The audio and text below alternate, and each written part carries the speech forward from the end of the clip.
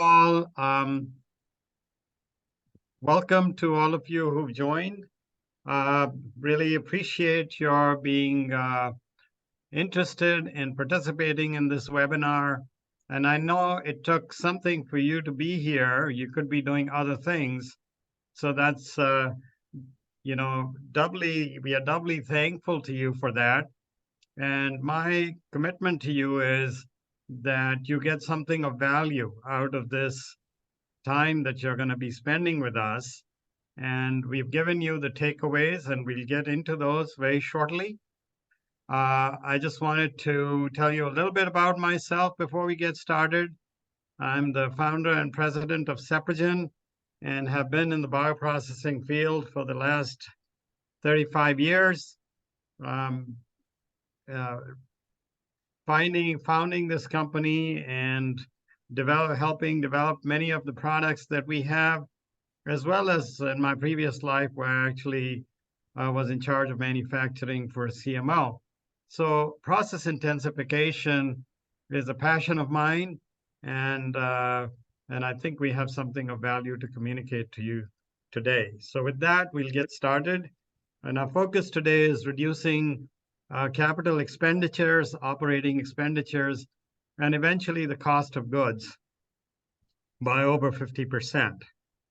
The focus is around process intensification, because process intensification has the goals of increasing output, reducing footprint, reducing cycle time, and of course, the focus here is to reduce cost.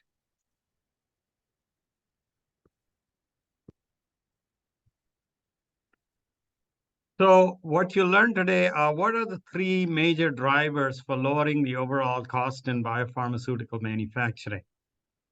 What impact and low-risk strategies and tools can you actually use to improve the plant design, to reduce CAPEX, OPEX, and overall cost by 50%?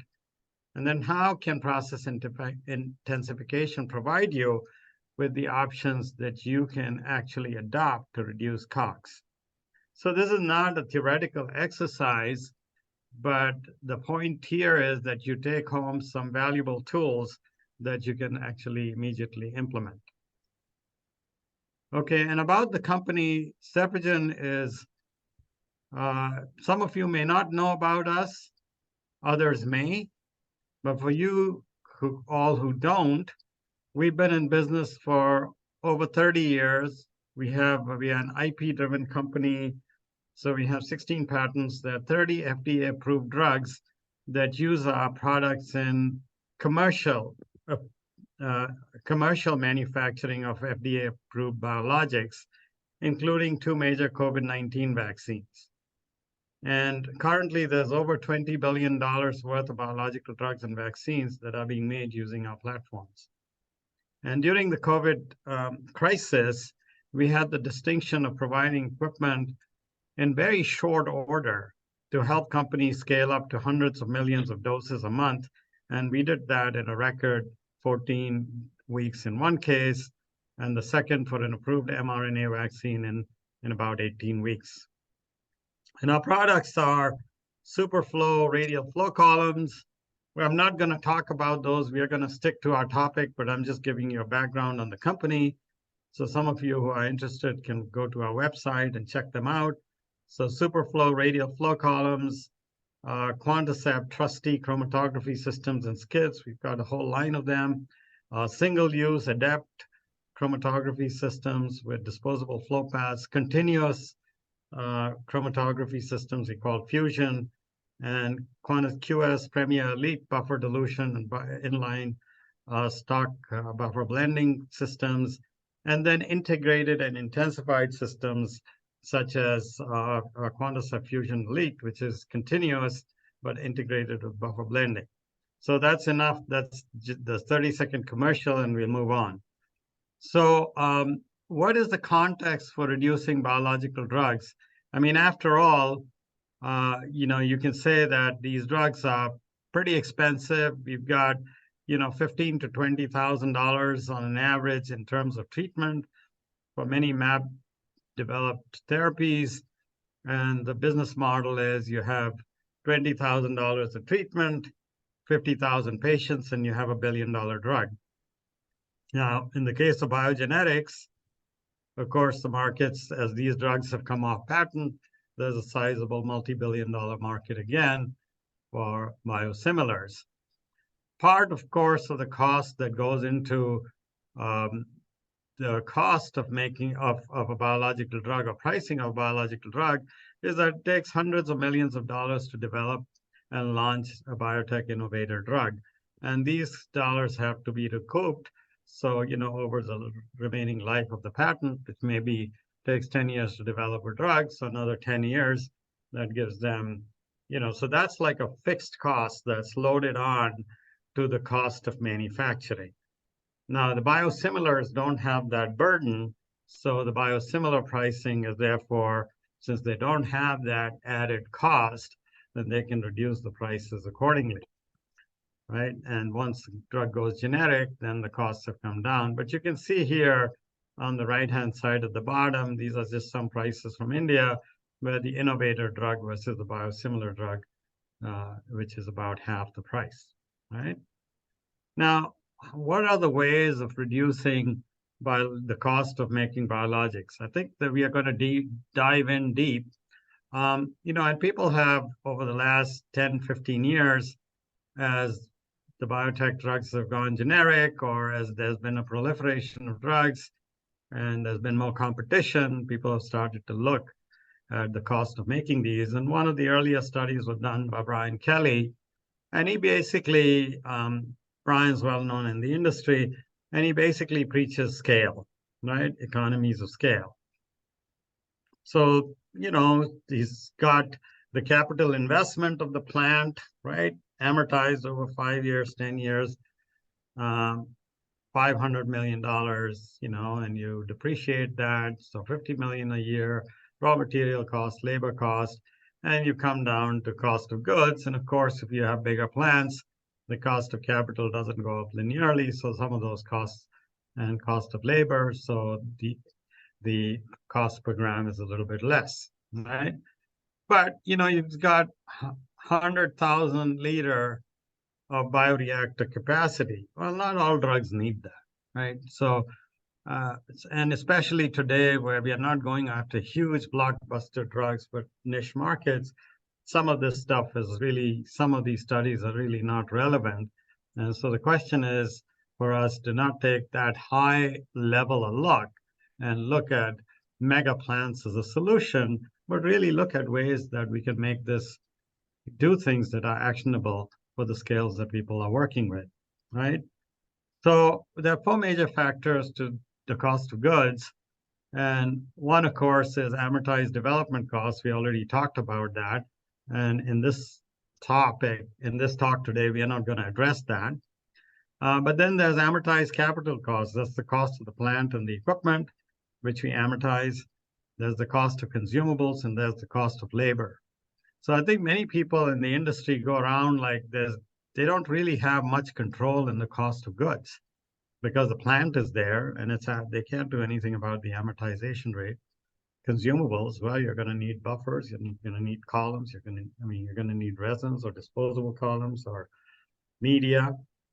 And then the labor, the process is the process, and there are so many people that you need to make a certain output, right? QC operators, buffer making, column packing, chrome skids, bioreactor technicians, and engineers, all that, right?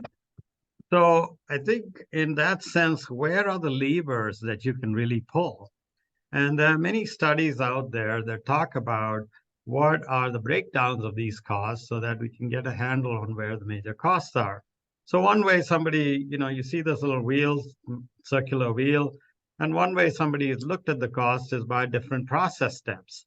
So the orange here is the upstream, the green here for an antibody model would be protein A. So chromatography steps, capture steps. So, roughly those are about the same. And then you've got other downstream steps, making about, 2/3 of it downstream processing costs and 1/3 upstream, especially as the titers are going up.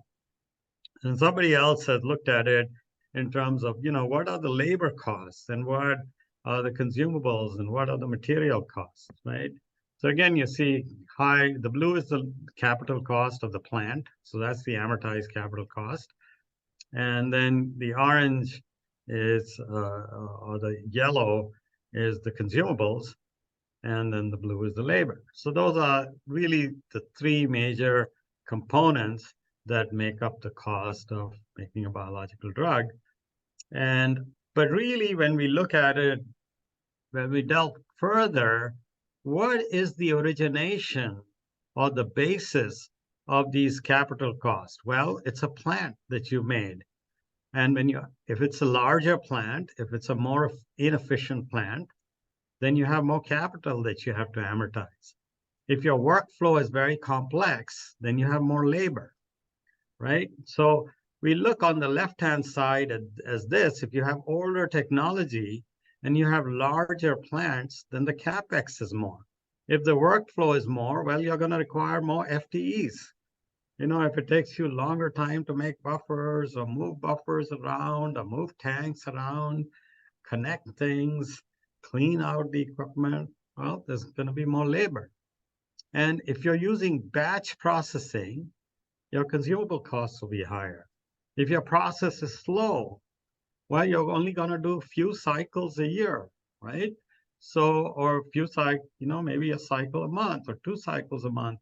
So in that fixed plant where you have this big capital expenditure and you really have a fixed expenditure for all the salaries and labor of the equipment, of all the technicians and engineers that are there, well, you're amortizing all those costs over fewer batches. So your per batch cost and therefore your per gram cost is really high, right? So you actually do have a lot of control. And there are things that process engineers can do to really reduce the cost of biomanufacturing. And so the first place to look at is our traditional process and workflow, right? So you've got a traditional process, cell culture, centrifuge, crumb capture. I'm just taking an antibody model, but this could be mapped into any biological process where you have upstream and downstream, and you divvy up the upstream and harvest steps and the downstream steps, right? And usually in a batch process, then you'd have lots of transfer and hold and QC. And then you have on top of this, you have for downstream steps or upstream steps, you may have media making, and then downstream step, you may have buffer making or column packing, things like that, right? So the problems are that you have long cycle times, cumbersome multi-batch processes where batch may take, and many hold and review points. So there's no production happening when you're holding a process, right? So that's adding to the downtime. Your factory is not being utilized. The people are not being utilized as well. And so you have 8 to 10 week cycle time. So you're doing, maybe 6 batches to 8 batches a year. And then if you have large plants, well, that's large amount of capital for all these different processes and segregated rooms and stuff. Then you're amortizing that capital cost over each of those grams, and that's a lot. And you have a large trained FTE or production force, and long lag times to manufacture. The cost of goods is high. So here's an example. If a cycle time is about 8 weeks, and you have a planned output about 8 batches per year, right? With 2-week overlap, right? You could say, well, I'm doing cooking up the upstream batch while downstream is going on. So there's some degree of overlap. Maybe we do 10 batches a year and you have $150 million capital investment in plant and equipment. That's 15 million amortized. If you have 70 people in that plant, we've taken a lower labor rate.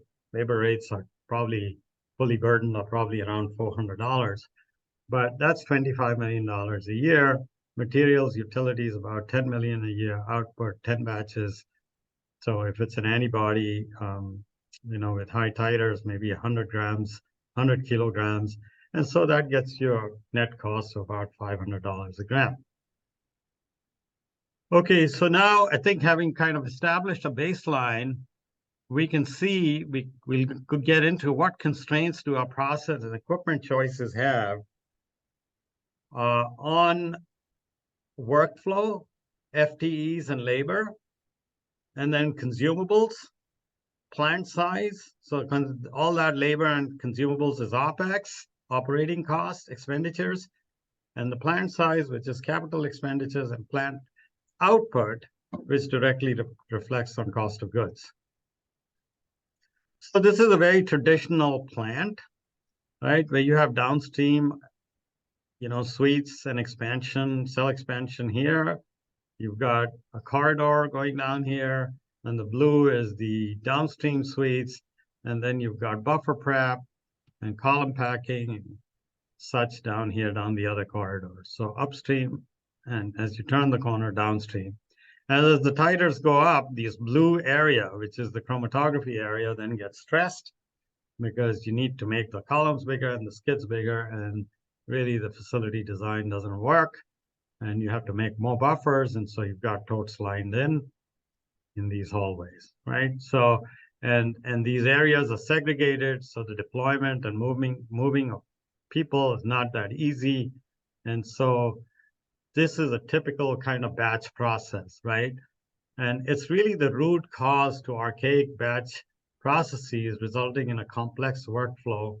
So, and you have, as a result, you have higher costs, slower production, and complex facilities, right? So the response really is to higher production, is really to make the columns bigger, or make your bioreactors bigger, or make buffer making equipment bigger, or do more cycles, and more columns, and more skids, more QC. And it's a vicious circle in which people get trapped when capacity has to be increased, and your costs go up, not linearly, but exponentially, because then you also have breakdowns, you have lost batches, and problems that result, right? And the indirect consequences, which is you have to increase buffer making capacities, increase square footage, increase gray space, and testing such, and have more complex work schedules. So, you kind of drill down to the next level and say, well, what could we have done in terms of our equipment choices, in terms of our process models, to really have, utilize as minimal a footprint as possible, as minimal people as possible, and really make equipment and process choices as process engineers so that we could have a very efficient process. And so one thing, of course, is as column people, we look at our conventional columns, right? The development work is done in small, little high trap columns or something, 1 centimeter columns, 3 centimeter columns. And these things are used, scaled up to large scales. And, and really the flow rates on these things on these columns are slow. There's no reason why you can't be going as much as a bed volume a minute, but we are looking at some, some old ways of being where we say, all right, we'll run 6-minute residence time, even though the new resins are designed to go much, much faster with higher mass transfers, and the residence time can be shortened because the capacities are not impacted adversely if you go faster. And even if they are, with the titers being as high as they are, it doesn't really matter. You're looking more at speed and productivity as opposed to getting an incremental amount of capacity. So the cycle times are longer, pressure issues arise, large space for equipment, and then conventional chrome systems, right? So getting bigger chrome systems or something is not really the answer. And then buffer management and totes, and having them have more totes manually filled, moving them around from buffer making areas to purification suites that has limited space, really causes major bottlenecks, right?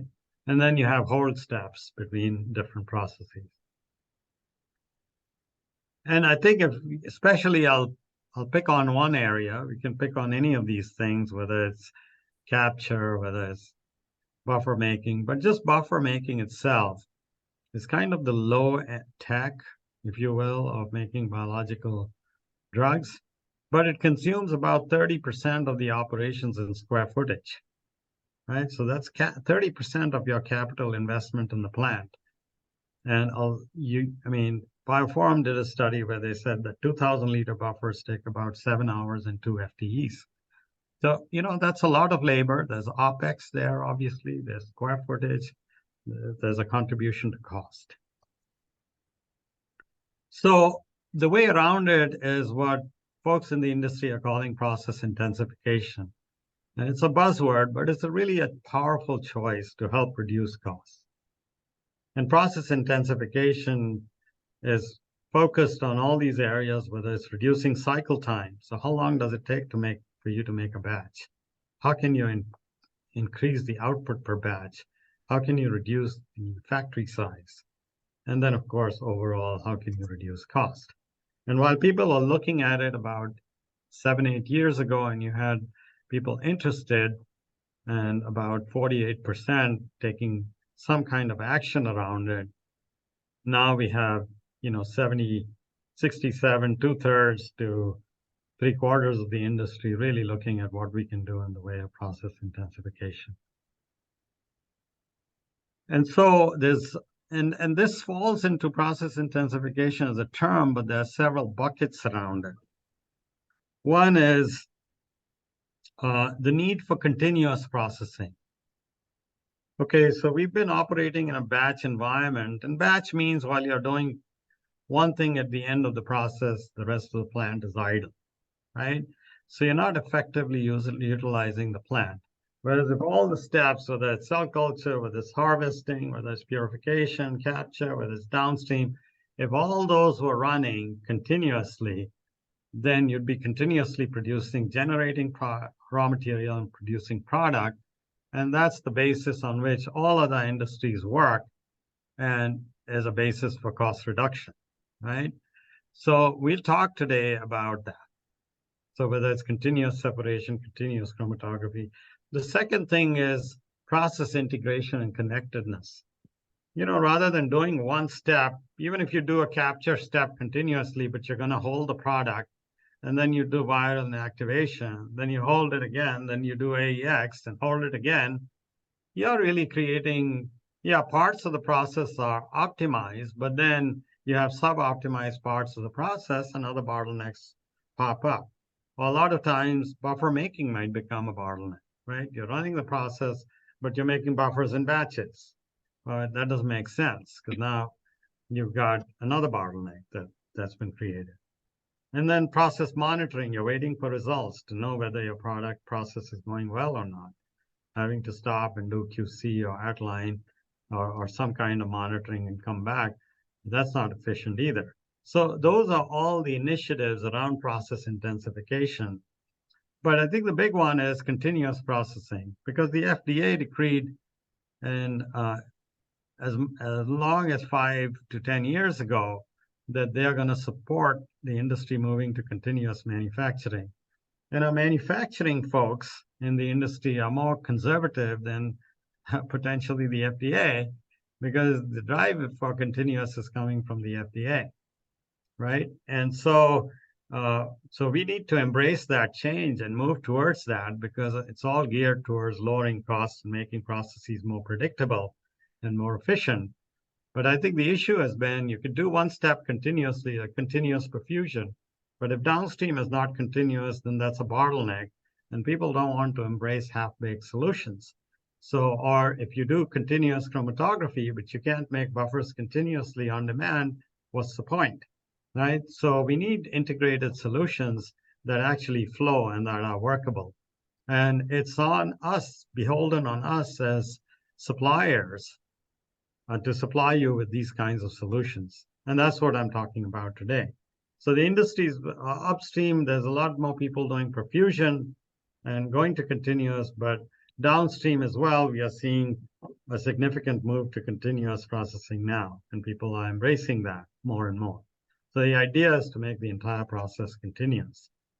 And so I'll come back to the Opex and Capex and COGS in a minute.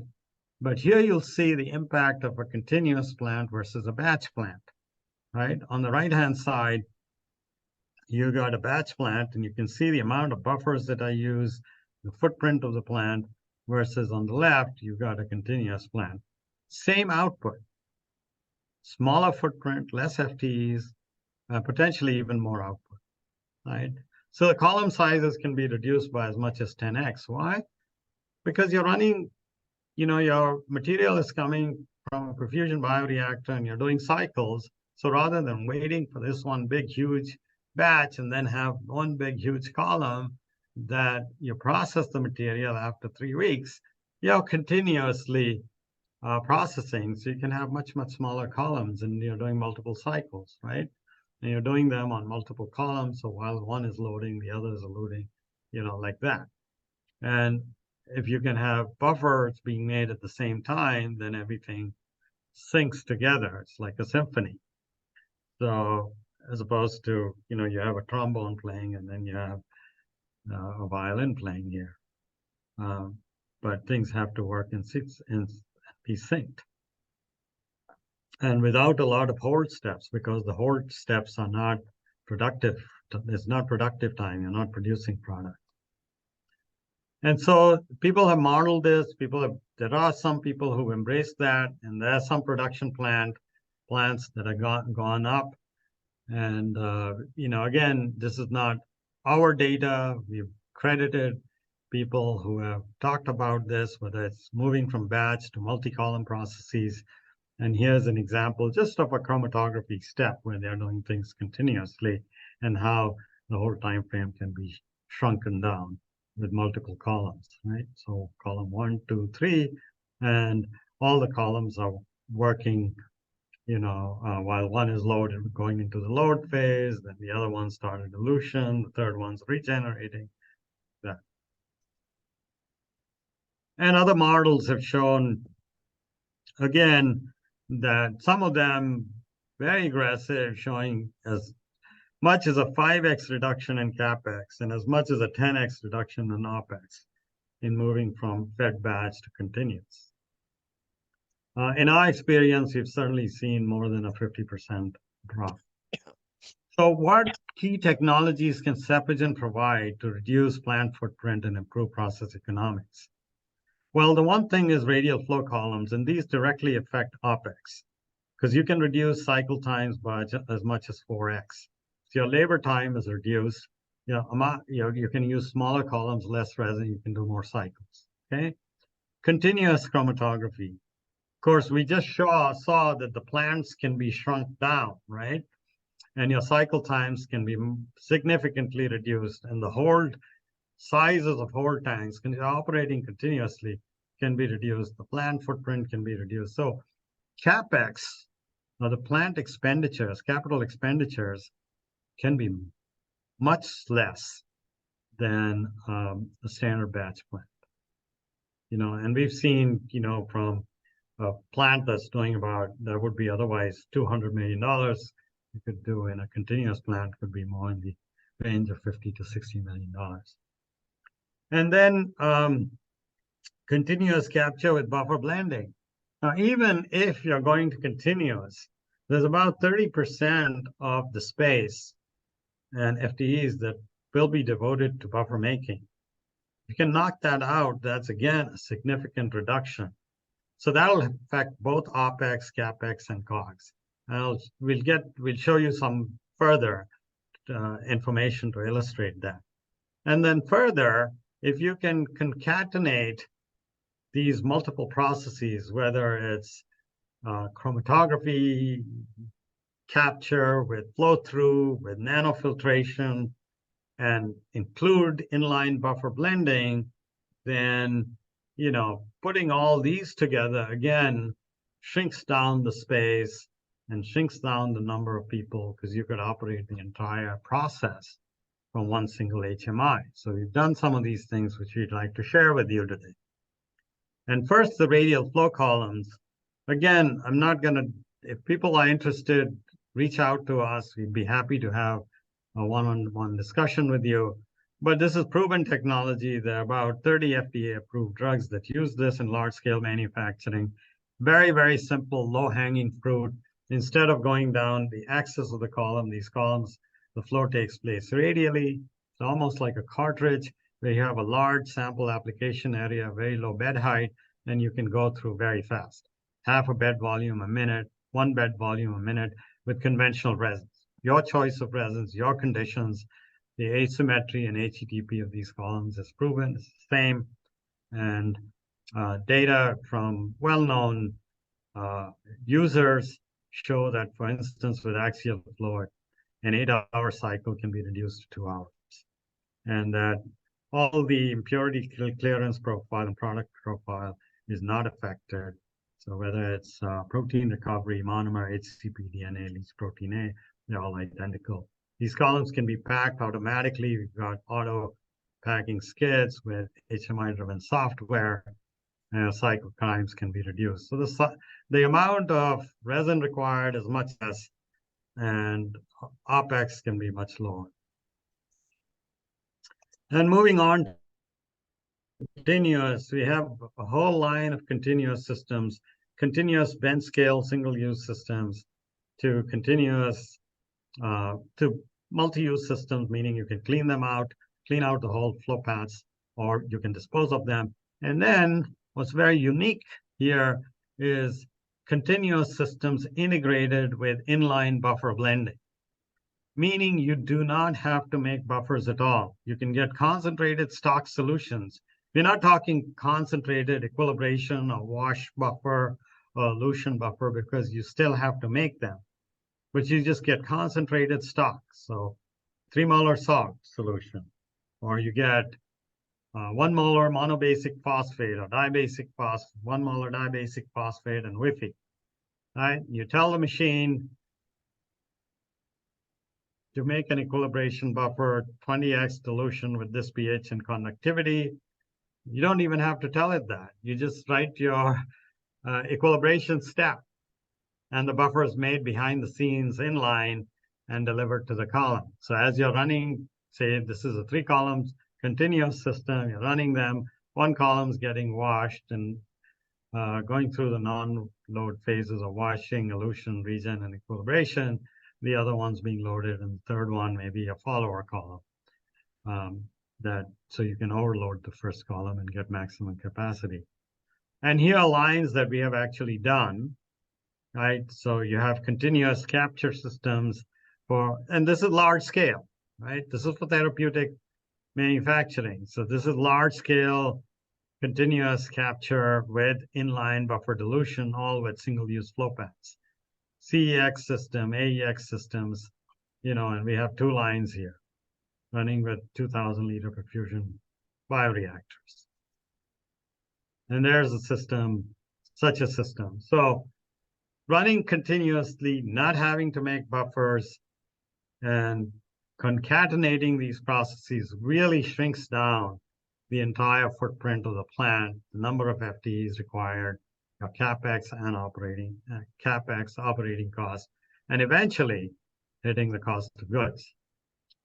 Now, when I talk about buffer blending, there are 2 ways people look at it. Some people confuse it with just inline dilution. So you may make concentrated buffers, equilibration, wash, elution buffers, and with 2 pumps, and you can have mixing of the concentrates with water and give a buffer. Some people have 3 pumps where they add a little bit of the acid and base to have those get the right pH, because sometimes when you dilute, you don't get the right pH. But we also have inline stock buffer blending, which is you take the raw components of the buffer, concentrated raw components, so the acid base, and then the salt and water, and any other additives like I don't know, sugars, various kinds of sugars, or others that people may use, and then blend them in line to give you the right pH and conductivity. So, and you can also run gradients. So we did such a system for a company that wanted to scale up from 40 million doses to 200 million doses a month for their COVID vaccine. And we did such a system. It's 125 liter per minute chrome system with buffer blending. And they didn't have the tankages, nor the people, nor the space to make buffers for 3-shift operation at that scale. So you're running 7,500 liters an hour. And the system was designed and delivered in 14 weeks. But the beauty of this is even if the incoming buffer concentrates, right, of say the salt was not exactly the right salinity, right? So we programmed in 200 millisiemens, it was 175 or 150. The equilibration buffer, which might have been, 8 millisiemens, still came out at 8 millisiemens, right? So it compensates for what might otherwise be an operator error and delivers at point of use the right buffers, right? And the same thing with the wash buffers. So this has been done at large scale, smaller scale, mid scales. And then, of course, we've also integrated this with continuous manufacturing, right? So you can see if, remember we talked about that 30% of the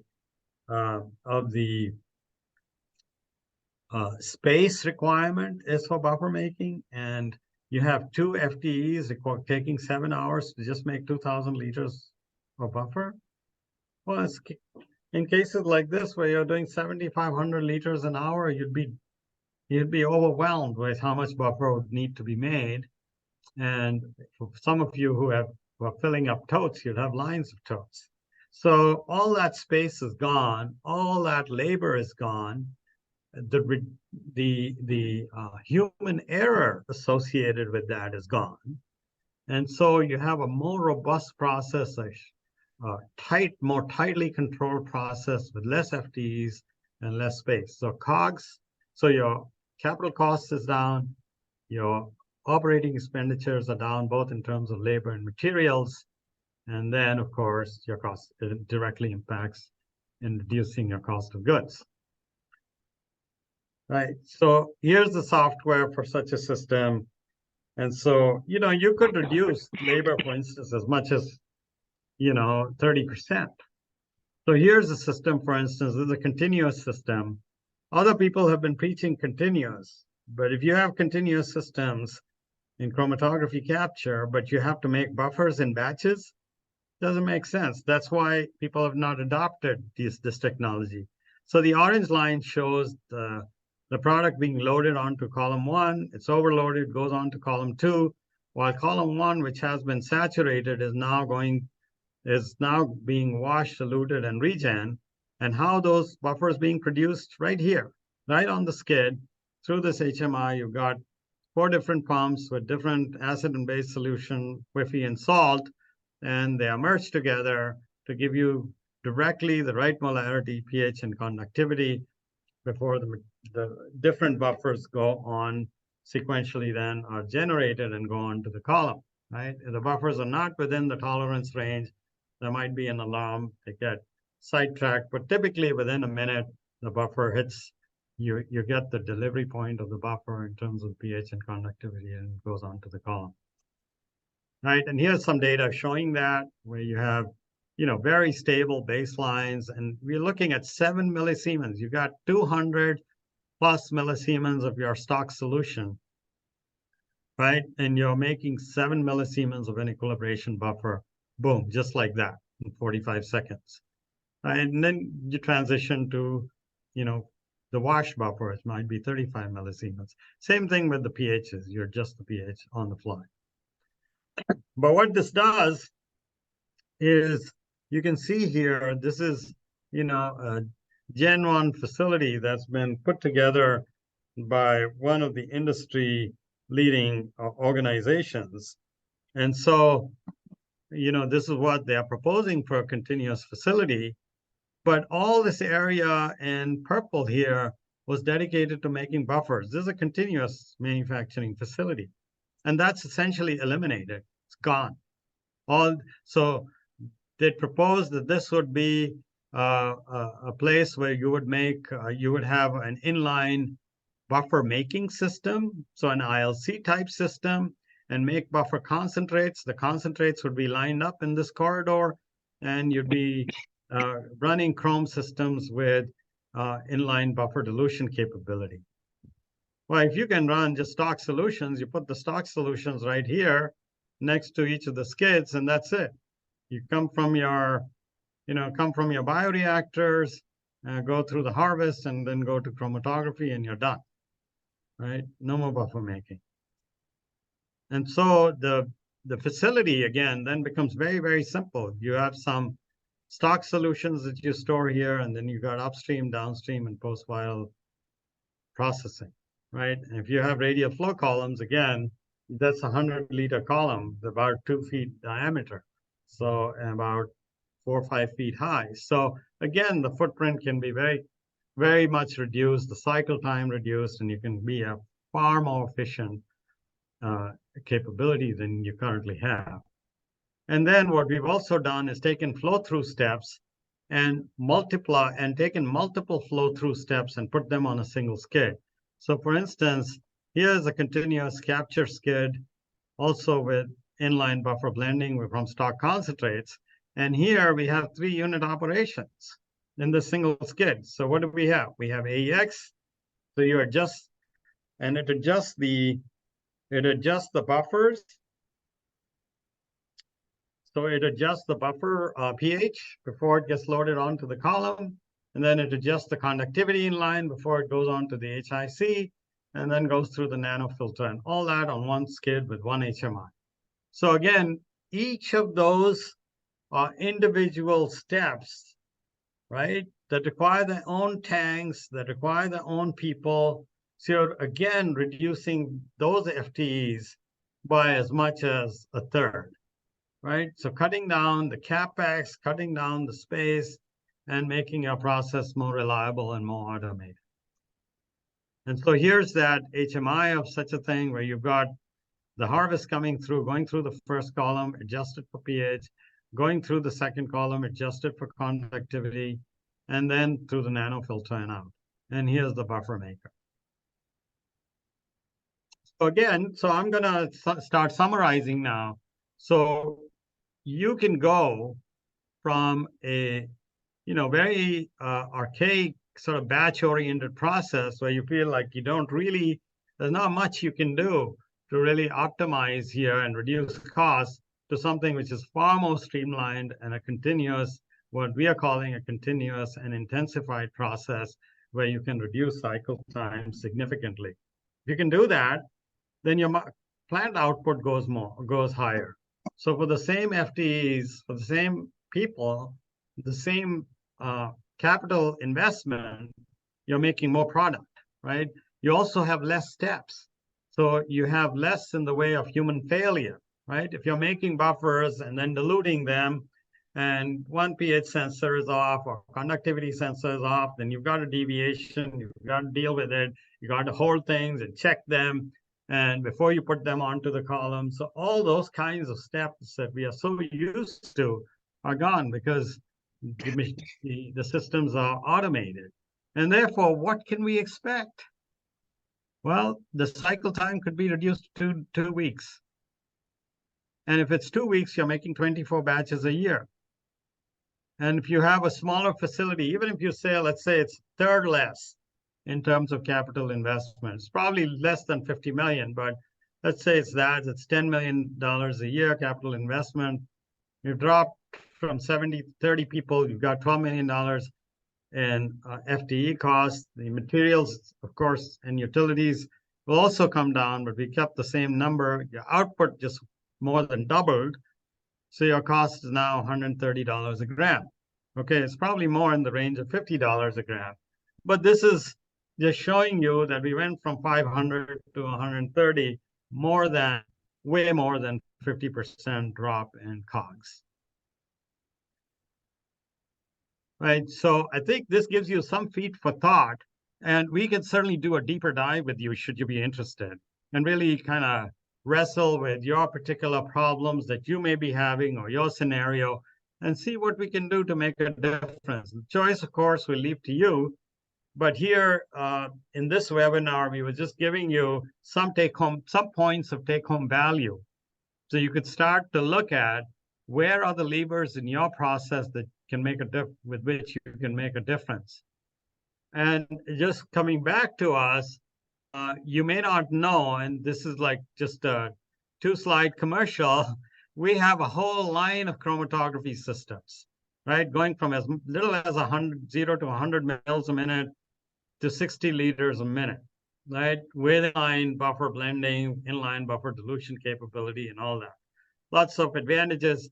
We won't bore you with that, but should you be interested, give us a shot. And then we have single-use adept systems. So we have single-use systems, probably the largest range in the market. We've got bench scale single-use chromatography systems with disposable flow paths and larger ones, right? Medium ones, so 3 liters a minute, 600 liters per hour, 1,000 liters per hour, like that, all with disposable flow paths, come pre-sterilized, what have you. They can do inline buffer blending as well. And then, of course, we spent a lot of time talking about continuous. So we have our continuous quanticept fusion systems, both at the bench scale and the large scale. And then we've integrated those with inline buffer dilution and inline buffer blending capabilities.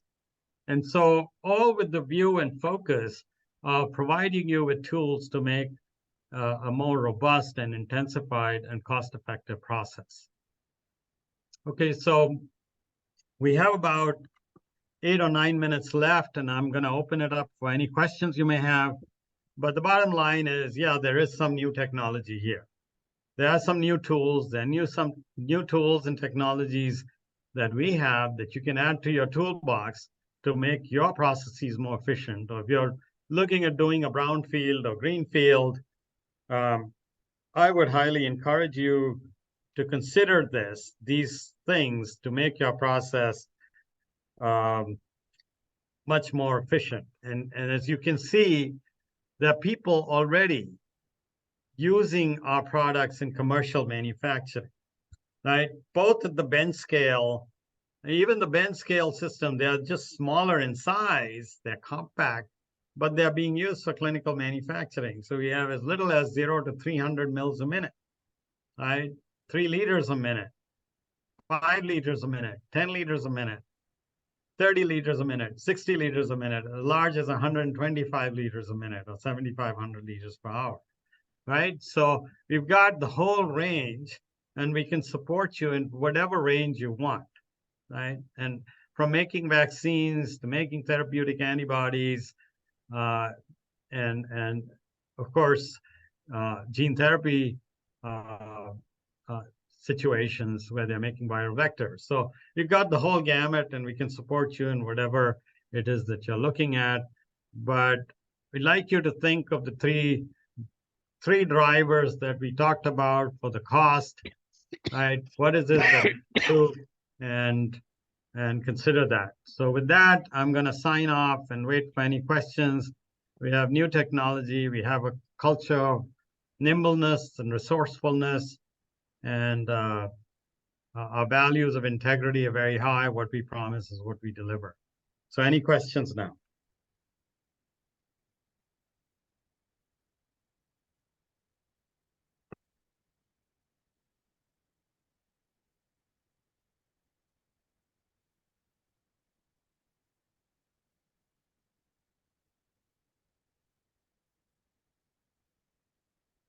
I think somebody asked a question, can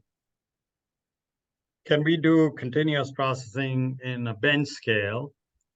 And we can do continuous processing as small as 0 to 100 mils a minute.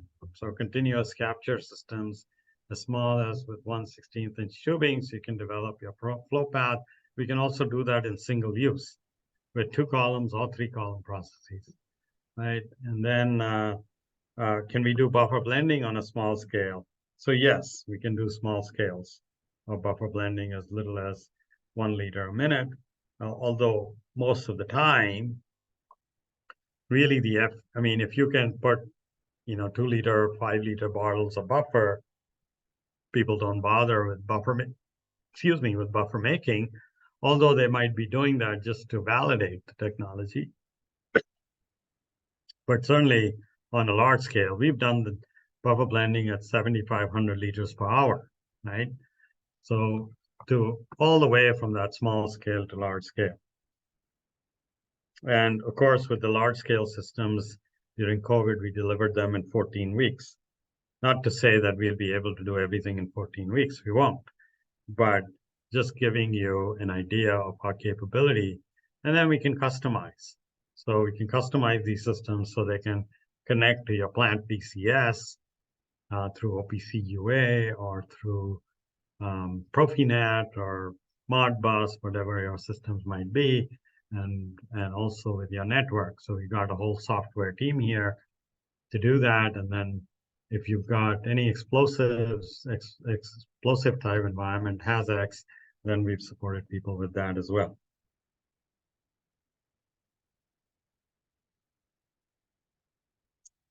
So if there are no more questions, I really wanted to thank you today for joining us, and certainly reach out to us if you Sorry have. to interrupt, but we have one more question. I'm just putting it on the chat.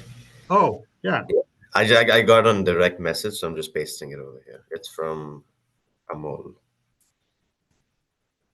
What's the question? Does radial flow chromatography columns can they be used for active systems? Do you provide Pro A free sample for screening? Much appreciated.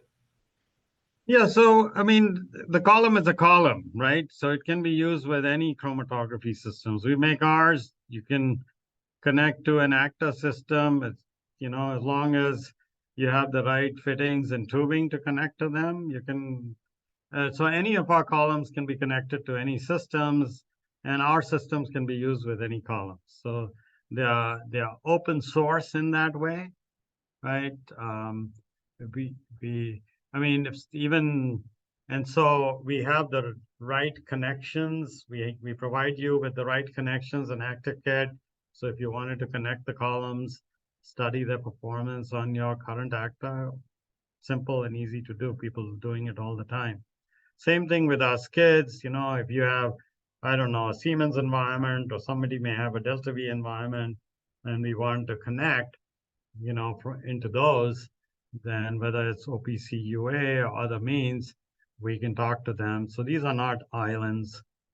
Connectivity is a big part of what we do, and customization is also something that we do.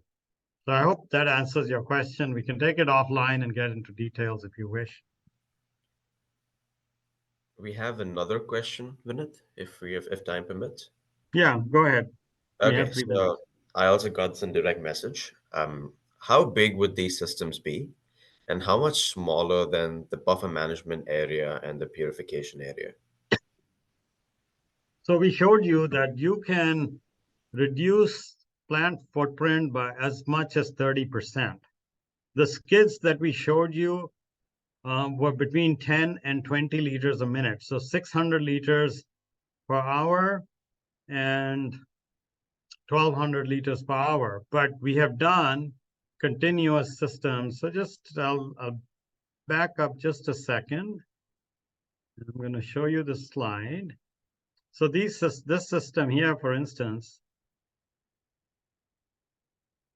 this is a continuous system with built-in buffer blending. It's 72 inches. Okay, so that's 6 feet by 4 feet by 5 feet. It's really about the size of a chrome skid. That's it. It does away with a standard ILC system from somebody else would be bigger than this. And a chrome system would be about the same size. So you've got that, and you've got the intermediate tanks and totes and all that you have to deal with. And you're making buffers, then you have to move them into buffer tanks. Then you've got to move the buffer tanks to the chrome skids. Make sure that, when that tank is empty, you stop the skid, move another tote in, all that stuff. Gone. We can do that with standard chrome. We can do that with continuous chrome. And then, of course, how big can they get here? This is 125 liters a minute. It's one of the largest scales in the biotech industry, right? So 7,500 liters per hour. We are doing chromatography at that scale. And we are making buffers at that scale in line, right? So this has 5 pumps, and with the buffers, and in this case they had 5 chromatography devices. These are high flow membrane devices. They're running at 5 bed volumes a minute, and we are providing buffers for running those at very high throughputs. And the buffers are very accurate. So we're doing the whole chromatography. The operator just does equilibration, wash, elute, regen, and that's it. And the buffers and all that are made in line. I don't know if that answered your question, but we can certainly, again, have a more detailed discussion separately if you're interested. Ping us and we'll set up a time. Any other thing? Any other questions? There's one more question. Is equilibrium between the mobile and stationary phase, does pose any limitation to the continuous chromatography effectiveness? I mean, most of the continuous chromatography that we are doing here are standard chromatography, batch chromatography steps that people have moved into continuous. So, very simply said, people are looking at reducing for antibodies, reducing the cost of protein A, or they're doing AEX or CEX. We work with people on those. There's no reason why you couldn't do continuous size exclusion as well, or any other forms. I mean, various forms of chromatography have been, done in literature. You develop the process on a small scale, and then what we do is simply scale it up to a large scale continuous. I think we are out of time now, but thank you everyone for participating. Yeah, really appreciate it. Thank you very much for taking the time to come to drop in today and listen to our webinar. And do reach out to us if you have any additional questions.